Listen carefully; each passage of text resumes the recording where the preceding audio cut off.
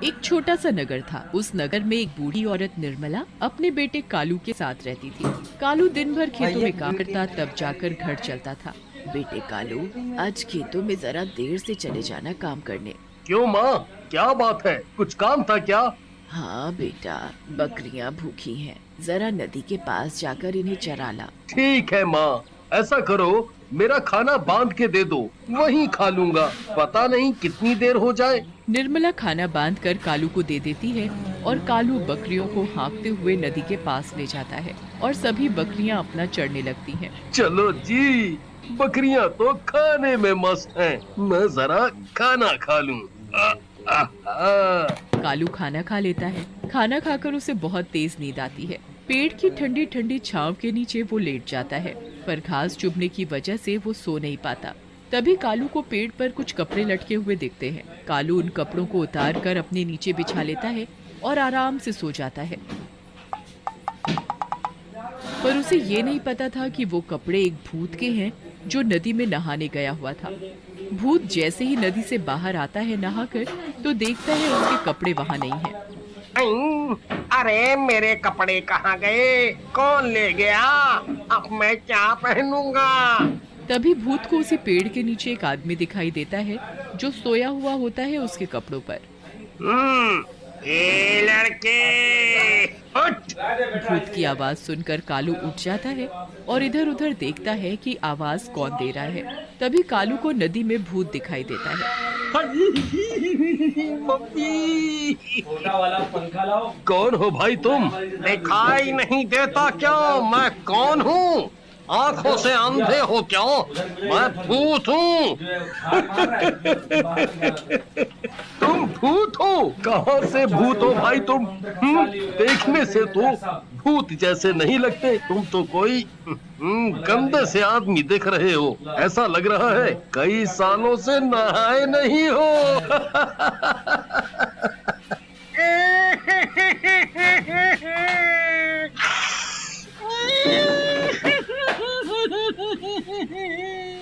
हाँ, मैं सच में भूत हूँ। अब मैं भूत जैसा नहीं दिखता तो मैं क्या करूँ? अच्छा, मान लिया तुम भूत हो, पर यहाँ आए कैसे? मैं यहाँ नहीं रहता। हम भूतों की भी एक दुनिया है। मैं तो अपने रास्ते से ही उड़कर जा रहा था। इस नदी के ऊपर से नदी दिखी तो सोचा ठंडा ठंडा साफ पानी है, नहा लूं। मैंने अपने कपड़े उतार कर पेड़ पर रख दिए थे और नहाने चला गया था। जिन कपड़ों पर तुम सोए हुए थे वो मेरी लंगोट है। तुम मेरी लंगोट दोगे तो मैं नदी से बाहर निकल पाऊंगा।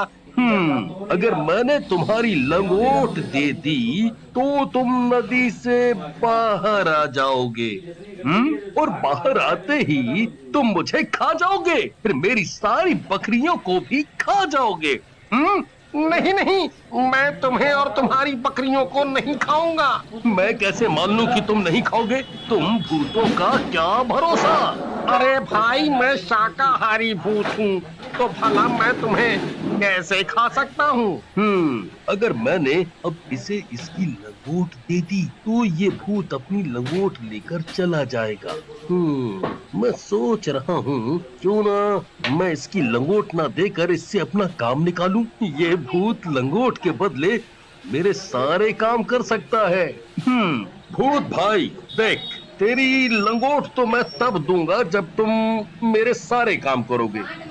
ठीक है, मैं तुम्हारे सारे काम कर दूंगा, पर तुम मुझे बाहर तो आने दो।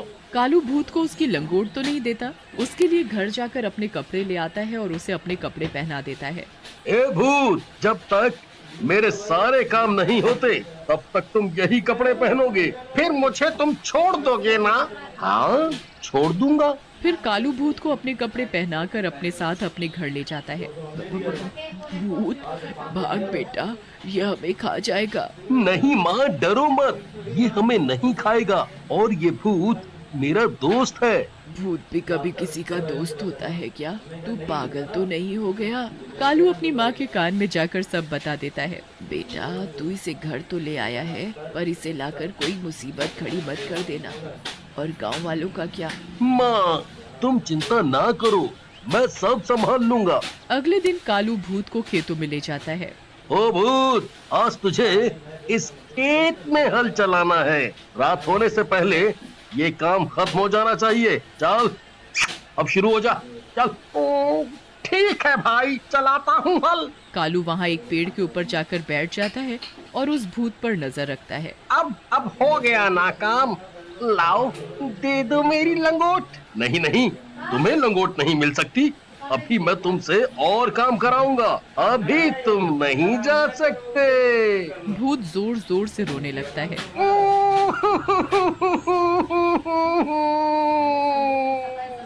भाई मेरी लंगोट दे दो।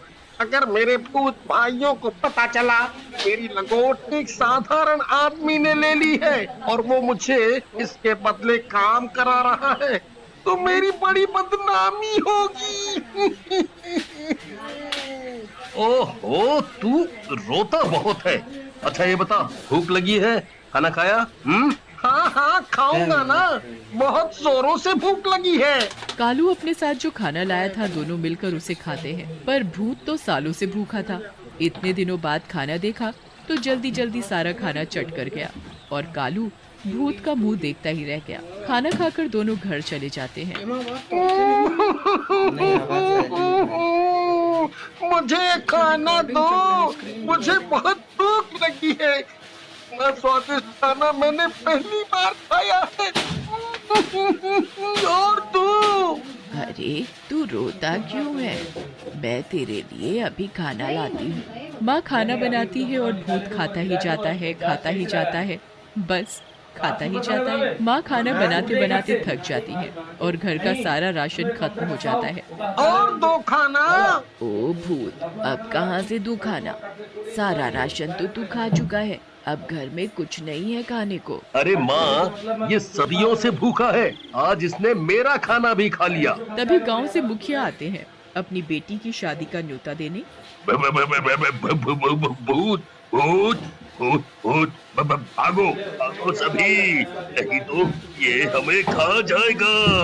मुखिया जी डरिए मत, ये आपको कुछ नहीं करेगा, ये हमारे साथ ही रहता है। कालू, तुम बोलते हो तो मान लेता हूँ कि ये किसी को कुछ नहीं करेगा। मुखिया जी, यहाँ कैसे आना हुआ?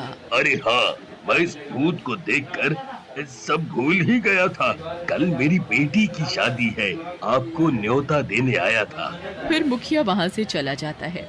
अगले दिन गांव में शादी की तैयारी चल रही होती है, तभी वहाँ कालू और भूत पहुँच जाते हैं। भागो भागो, गांव में भूत आया है, ये हमें खा जाएगा भैया।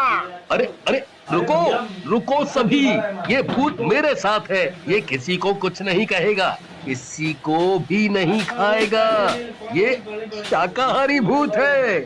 सभी गांव वाले हैरानी से देखने लगते हैं। अरे कालू भाई, भूत भी कोई शाकाहारी होता है? मजाक मत करो। मैं कोई मजाक नहीं कर रहा, और ये भूत मेरे घर बहुत दिनों से रह रहा है, इसने हम में से किसी को कुछ भी नहीं किया। भाइयों, मैं किसी को नहीं खाऊंगा, मैं औरों जैसा भूत नहीं हूँ। कालू के पास मेरी लंगोट है, अगर ये मेरी लंगोट दे दे तो मैं अभी यहाँ से चला जाऊंगा। लंगोट वाली बात पर सभी गांव वाले जोर जोर से हंसने लगते हैं। इसका मतलब तू भूत बिना लंगोट का घूम रहा है। फिर सभी हंसने लगते हैं। सभी गांव वाले आपस में बातें करने में मस्त होते हैं और उधर भूत को खाने की खुशबू आ रही होती है। भूत खुशबू तक पहुंच जाता है, देखता है उसके सामने इतना बढ़िया बढ़िया खाना रखा है। वो इधर उधर देखता है कि कोई नहीं देख रहा और वो फटाफट सारा खाना चट कर जाता है। तभी एक बच्चा उसे खाना खाते देख लेता है। मुखिया जी, वो भूत ने शादी का सारा खाना खा लिया। हो, सत्यानाश हो इस भूत का। अब मैं मेहमानों को खाना कैसे खिलाऊंगा? मेरी बेटी की शादी कैसे होगी? मुखिया जी, आप चिंता ना करें, ये भूत है ना, इसने खाया है, यही बनाएगा सारा खाना फिर से। भूत, तेरा आज का काम यही है। भूत जल्दी जल्दी सभी सब्जियां काट देता है, आटा गूंथ देता है, सभी तरह की मिठाइयाँ बना देता है। देखो भाई, तुमने जो जो काम बोला मैंने सभी काम कर दिए। अब तो मेरी लंगोट दे दो। आ, आ, आ, आ, अभी नहीं दूंगा, अभी बहुत काम है। भूत फिर से जोर जोर से रोने लगता है। मेरी लंगोट दे दो, दे दो, मेरी लंगोट दे दो ना। सभी बच्चे देखते हैं कि एक भूत रो रहा है और वो भी एक लंगोट के लिए, तो उस पर सब बहुत हंसते हैं। पर उधर भूत की भूख बढ़ती ही जा रही थी। भूत गांव वालों का खाना चुरा चुरा कर खाने लगा। ओ भूत, सत्यानाश हो तेरा, सारा खाना खा गया चुरा कर। अब मेरे बीवी बच्चे क्या खाएंगे? शोर सुनकर सभी गांव वाले इकट्ठा हो जाते हैं। हाँ भाई, ये मेरे घर का भी सारा खाना खा गया। ऐसे ही ये भूत हमारे घरों का खाना खाने लगा, तो हम और हमारे बच्चे क्या खाएंगे? है, वो तो भूखे ही रह जाएंगे भैया। इस भूत का कुछ तो करना पड़ेगा। ये भूत कालू का है ना, उसी को बताते हैं जाकर। है? सभी गांव वाले मिलकर कालू के घर जाते हैं और भूत की सारी बात कालू को बताते हैं। भूत एक कोने में खड़ा होकर सब कुछ सुन रहा होता है। कालू, अब बहुत हो गया। इस भूत ने पूरे गांव वालों को दुखी कर रखा है। सभी के घरों का ये भूत रोज रोज खाना खा जाता है। पूरे गांव का अनाज ये खा चुका है। ऐसे ही चलता रहा ना, तो एक दिन हम सभी भूख से अपनी जान गंवा बैठेंगे। मुझे भूख लगी थी, इसलिए मैंने खाना खा लिया। मेरा पेट पता नहीं क्यों नहीं भरता। कालू, मैंने तुझे पहले ही बोला था, इसे लाकर कोई मुसीबत मत खड़ी कर देना। देख, अब इसने पूरे गांव वालों को दुखी कर रखा है। देख भूत, तेरे लिए मैं गांव वालों को तो दुखी नहीं देख सकता। सभी गांव वाले मेरा परिवार है। तू अपनी लंगोट ले और यहाँ से चलता बन। कालू भूत को उसकी लंगोट दे देता है। भूत लंगोट पाकर बहुत खुश हो जाता है। आप सभी की मुझे बहुत याद आएगी। आप लोग कभी भी मुझे याद करोगे तो मैं यहाँ आ जाऊंगा। अरे नहीं नहीं, हम तुझे कभी भी याद नहीं करेंगे।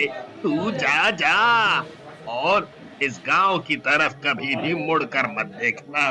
जा भैया जा।